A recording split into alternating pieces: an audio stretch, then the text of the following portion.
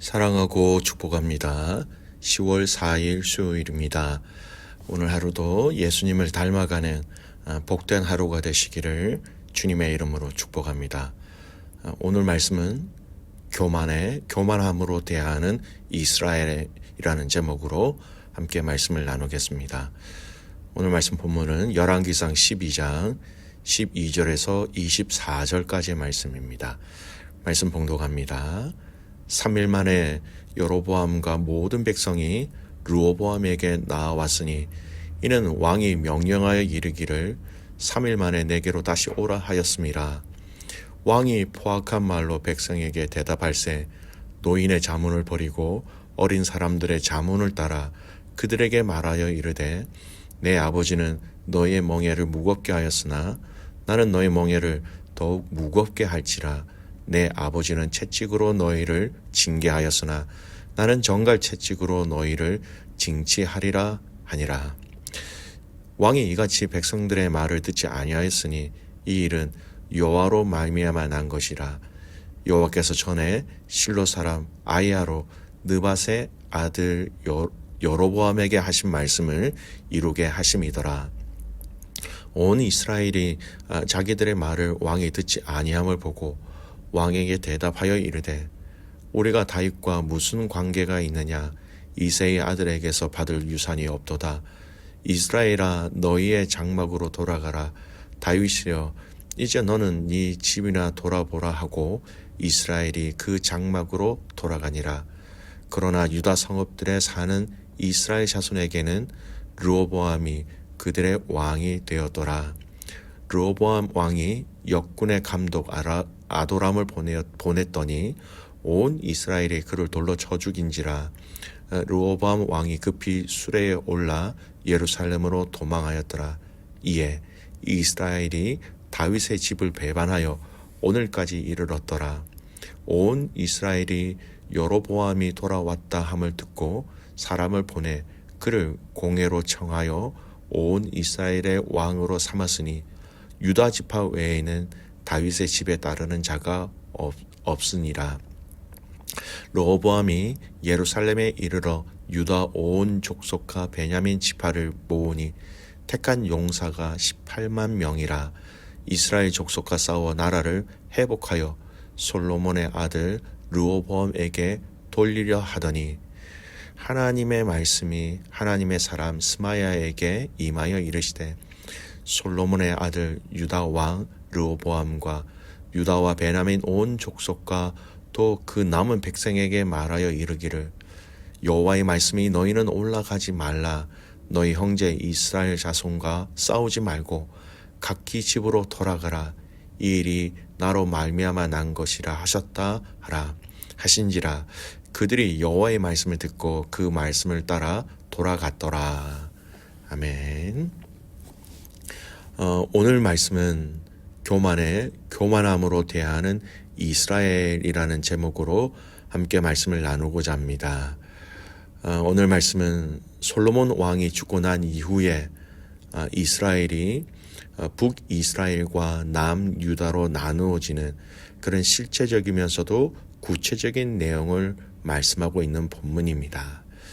내용을 잠시 정리해 보면 르호보암 왕에게 여로보암과 백성들이 찾아와서 아버지 솔로몬 때에 자기들에게 행한 그 무거운 그런 일들을 시키지 않는다면 르호보암 왕을 왕으로 섬기겠다라고 이야기하였습니다. 하지만 르호보암 왕은 노인들의 의견이 아닌 젊은 자들의 의견을 선택함으로써 그들의 의견을 받아들이지 않고 더욱 강하게 혹독하게 다룰 것을 이야기합니다. 그리고 결국은 이 일을 통해서 이스라엘은 두 나라로 나누어지게 되었지요. 남유다는 다윗의 혈통인 유다와 베냐민 지파만이 르호보암 왕을 왕으로 섬기게 되었고요. 북이스라엘은 나머지 10개 지파가 여로보암을 왕으로 세워서 나라를 세우게 되었습니다. 오늘 이러한 이스라엘이라는 이 나라의 분열의 내용을 보면서 르호보암 왕의 잘못으로만 보여지는 것 같지만 여러분 여로보암을 중심으로 한 10개의 지파에게도 아주 큰 책임이 있다라는 것을 성경은 이야기하고 있습니다. 먼저 르호보암 왕의 잘못을 한번 살펴보겠습니다. 먼저 이미 저희가 한번 살펴보았지요. 그는 하나님을 대신하여 이스라엘을 통치해야 하는 왕이었습니다. 형식은 왕정 국가의 형식을 취하고 있었지만 여러분 이스라엘은 엄연히 신정 국가입니다. 하나님의 왕을 통하여 이스라엘을 다스리시는 방법을 선택하신 것이죠. 그렇기 때문에 백성을 왕이 다스리는 원리 또한 자신의 뜻이 아닌 하나님의 뜻과 하나님의 원리에 맞게 백성들을 대하며 다스려야 했다라는 것입니다. 그런데 르호보암에게 조언한 노인들의 그 통치의 원리는 하나님 뜻에 부합되는 방법이었지만 그는 그것을 선택하지 아니하였습니다. 오히려 세상의 논리와 방법인 젊은 자들이 그렇게 조건을 내세웠던 그것을 선택하게 되었고 이 원리는 하나님의 뜻과 하나님의 방법으로 다스려야 하는 그 원리와 방법하고는 너무나도 달랐다는 겁니다. 즉 하나님이 아니라 내 방식, 내가 원하는 대로 이스라엘 백성들을 다스리는 것을 통하여서 이 이스라엘이라는 이 나라가 둘로 나누어지게 되는 아픈 역사가 일어나게 되었다라는 겁니다. 여러분 그래서 10개 지파들이 이 왕을 거부하자 어떤 계획을 세웁니까? 21절 말씀 보십시오. 르호보암이 예루살렘에 이르러 유다 온 족속과 베냐민 지파를 모으니 택한 용사가 18만 명이라.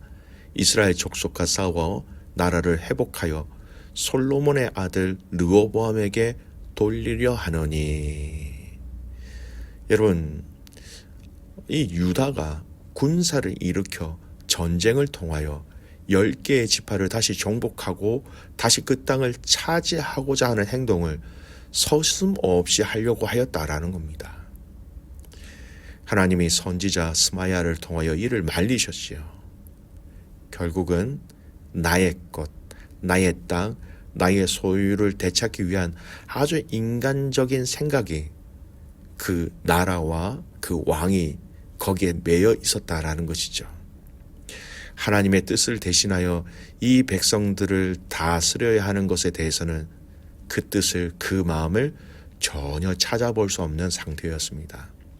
한마디로 얘기하면 르호보암도 또 그 르호보암을 따랐던 두 지파도 나라는 교만이 가장 앞서 있었다라는 것이죠.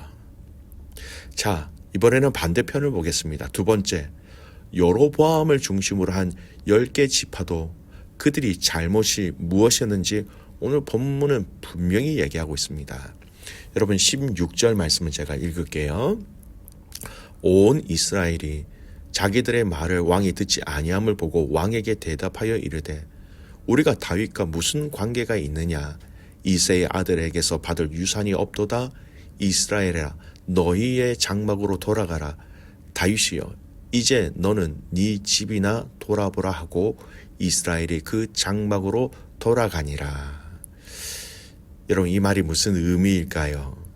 왕이 그렇게 나왔기 때문에 10개 지파들이 이렇게 얘기할 수 있다. 그렇게 합리적인 생각이 듭니다만 아주 무서운 의미가 이 말 속에 들어가 있습니다. 10개 지파 사람들은 이 왕이 자신들의 의견을 받아들이지 않게 되자 다윗하고 우리가 무슨 상관이 있습니까? 이렇게 얘기하면서 얘기하고 있죠. 근데 중요한 키워드가 하나 있습니다. 다윗을 이새의 아들이다라고 표현하고 있습니다.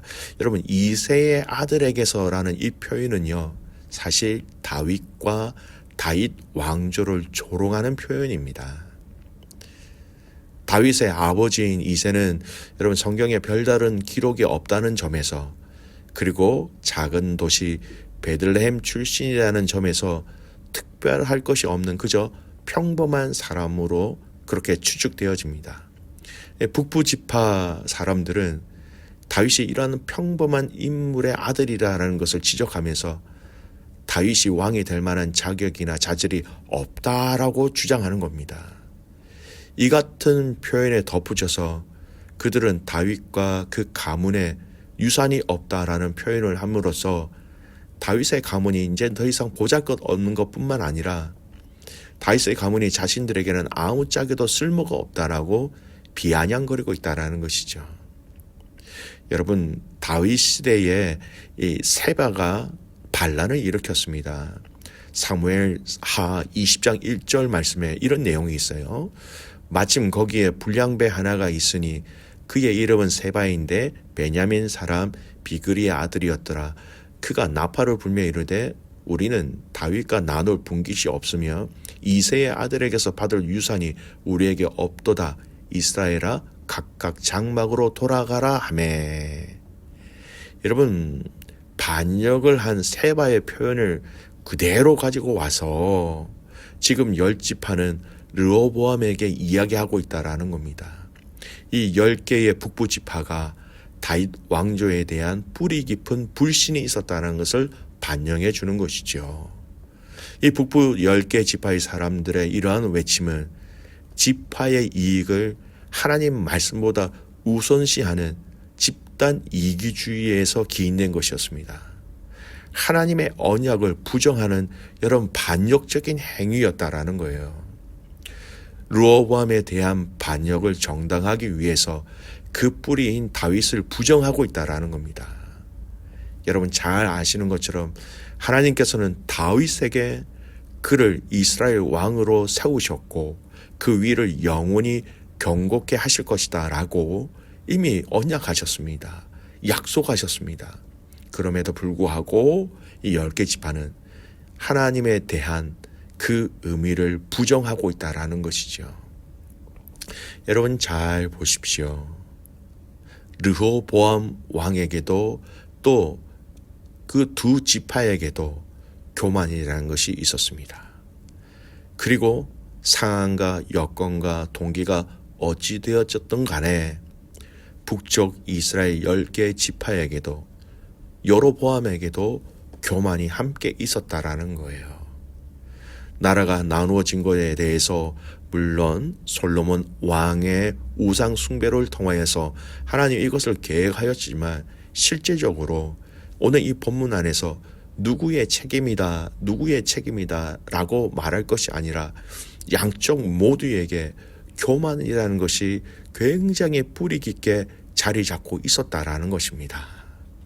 즉 이 사건을 하나님의 시선으로 보면 교만한 왕 르호보암 왕, 또 두 지파, 또 교만한 여로보암 왕과 10개의 지파가 이 사건의 흐름을 지배하고 있었다라는 것이지요. 여러분, 교만과 교만이 만나면 최악의 결과를 낳게 되는 것입니다. 사랑하는 믿음의 가족 여러분, 우리가 오늘 이 말씀을 보면서 깊이 묵상하며 우리 자신들을 좀 돌아보았으면 좋겠습니다. 이 하나님과 멀어짐으로 나타나는 것, 그 증상이 바로 교만이라는 것. 우리의 삶에 이 교만이 드러나지 않도록 여러분 오늘 이 하루 주님과 친밀하게 잇대어져 있는 하루가 되시기를 간절히 소원합니다. 오늘 이 하루 주님과 친밀히 함께함을 통하여서 그 성령의 인도하심과 그 성령의 우리를 온전히 다스리심을 그 순종함으로 체험할 수 있기를 간절히 소원합니다. 오늘 나라가 갈려진 이 원인은 교만과 교만이 만났기 때문입니다. 사랑하는 믿음의 가족 여러분, 저와 여러분의 삶에 겸손과 겸손이 함께 만나게 되어서 그 겸손과 겸손이 만나는 그 지점에 하나님의 기적과 하나님의 영광이 나타나는 것을 맛보는 누리시는 복된 믿음의 가족들 되시기를 주님의 이름으로 축복합니다. 아멘.